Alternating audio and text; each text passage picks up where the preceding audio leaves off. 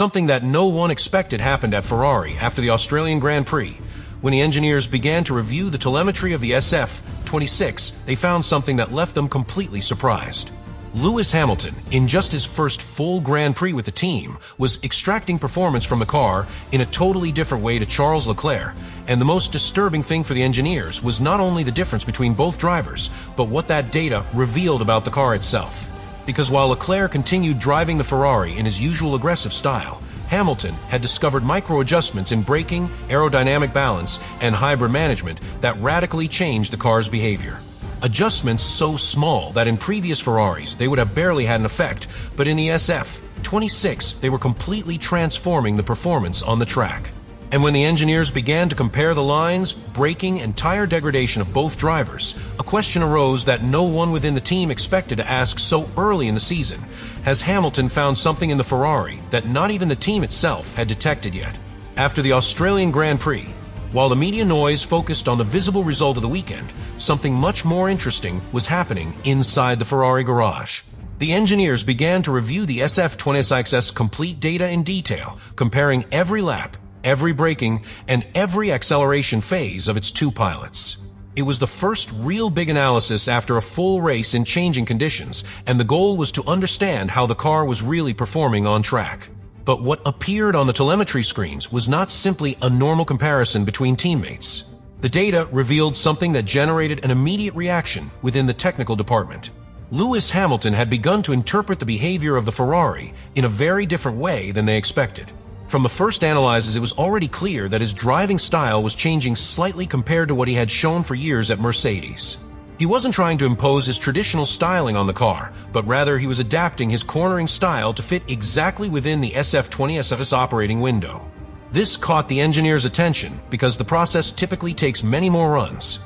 Adapting to a new car with a different aerodynamic philosophy and a differently configured hybrid system usually takes time. However, the data showed that Hamilton was beginning to figure out the Ferrari's behavior much faster than expected. When engineers dug deeper into the qualifying telemetry at Albert Park, they found the first clear indication of that difference. Hamilton was using much more progressive braking, releasing the throttle earlier and generating earlier car rotation at the corner entry point. That small change had a knock-on effect. The car stabilized sooner, the hybrid power could be deployed more efficiently, and traction exiting key corners was noticeably improved. It wasn't a huge difference in appearance, but in Formula 1, small variations in thousandths of a second can completely change the performance of a car during a flying LAP.AS. Ferrari engineers continued to analyze the full data from the Australian Grand Prix. They began to discover something even more interesting. It wasn't just that Lewis Hamilton was driving the SF26 differently to Charles Leclerc. What was really important was that this style was revealing aspects of the car's behavior that until then had not been completely evident to the team.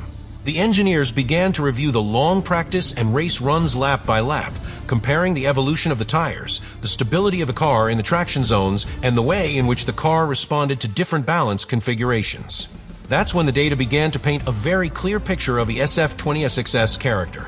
Ferrari had achieved something that for years was one of its biggest problems, a car with a much more stable rear axle. During the long runs, it was observed that the Ferrari maintained very consistent traction in the slow corners and much more controlled tire degradation lap after lap. In previous seasons, the car tended to lose stability at the rear axle when the tires began to lose performance, forcing the drivers to manage the pace too much. But in Australia, behavior was different. The SF26 seemed to maintain a much more solid aerodynamic base, allowing it to attack corners with greater confidence even when wear began to appear. The engineers then began to cross-reference that data with the way Hamilton was driving the car. And this was where one of the most interesting conclusions of the analysis appeared. The British's progressive style seemed to fit perfectly with this new stability of the rear axle. By braking more gently and causing an early rotation of the car, Hamilton was managing to put the Ferrari in an ideal position to take advantage of traction on corner exit. This not only helped with a fast lap, but also had a direct effect on tire management during long stints. In contrast, Leclerc's more aggressive approach produced a slightly different behavior from the car. By attacking the corner entry harder, the Ferrari tended to demand more from the front axle, which could alter the general balance of the car in certain situations.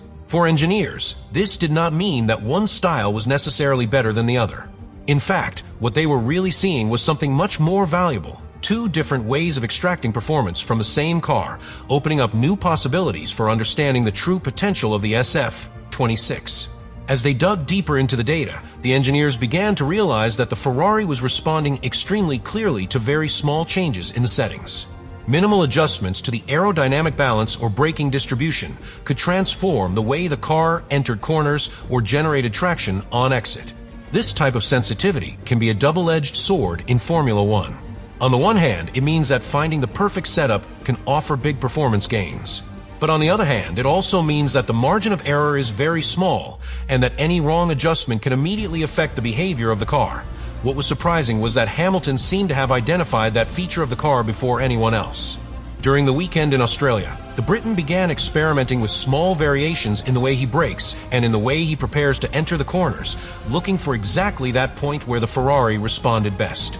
Engineers observed that each of these adjustments generated visible changes in the telemetry. It was as if the driver was exploring the limits of the car in real time, discovering which combinations worked best to unlock its performance. That process began to generate an important conclusion within the team. The SF26 was not simply an evolution of the previous Ferrari, but a car with a much more defined aerodynamic personality. It had a very clear operating window, but when the pilot managed to enter that window, the performance appeared immediately. This explained why some sections of the Albert Park circuit were showing very competitive times while others still seemed to lack consistency. And it was right at that moment when the internal analysis began to change focus. Ferrari was no longer just looking at what had happened in Australia. The engineers began to wonder how they could use that information to develop the car for the rest of the season. Because if the SF20SIXS behavior depended so much on finding the perfect balance in those small details, then understanding exactly how Hamilton was unlocking that performance could become a key piece to the car's evolution. However, that same conclusion also raised a question mark within the team.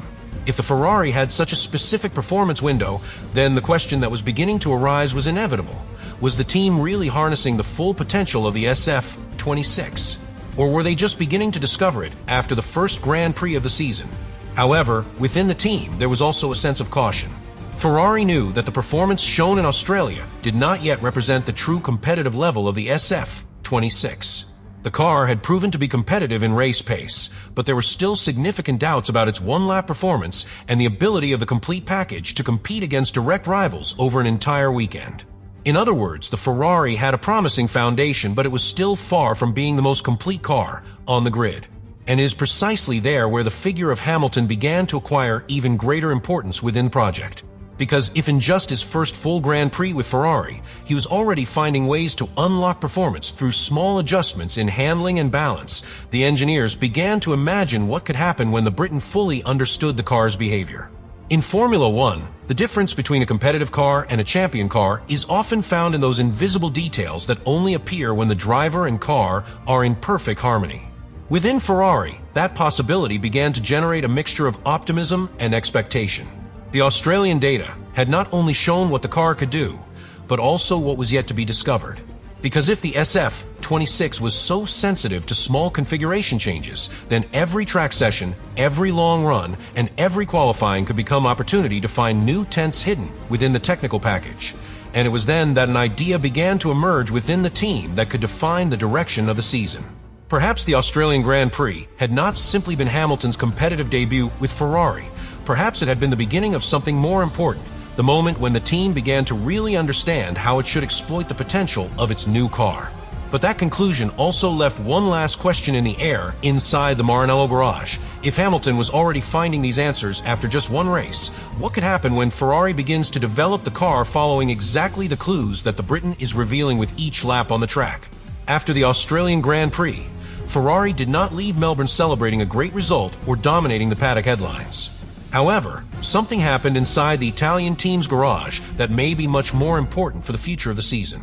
Engineers discovered in the SF26 data a series of behaviors that had not been completely clear during preseason testing, and it was precisely Lewis Hamilton's driving style that ended up revealing these clues. Through progressive braking, earlier rotation of the car, and very precise management of the hybrid energy, the Briton began to show that the Ferrari had a very specific window of performance, but also very promising if the right balance was found. Ultimately, the true impact of the Australian Grand Prix may not be measured in points or positions in the standings, but in the information it left in the hands of the engineers. Because in Formula One, many times the championship does not begin to be won on the track, but on screens where the engineers analyze every thousandth of the data. Let me know in the comments what you think about all this.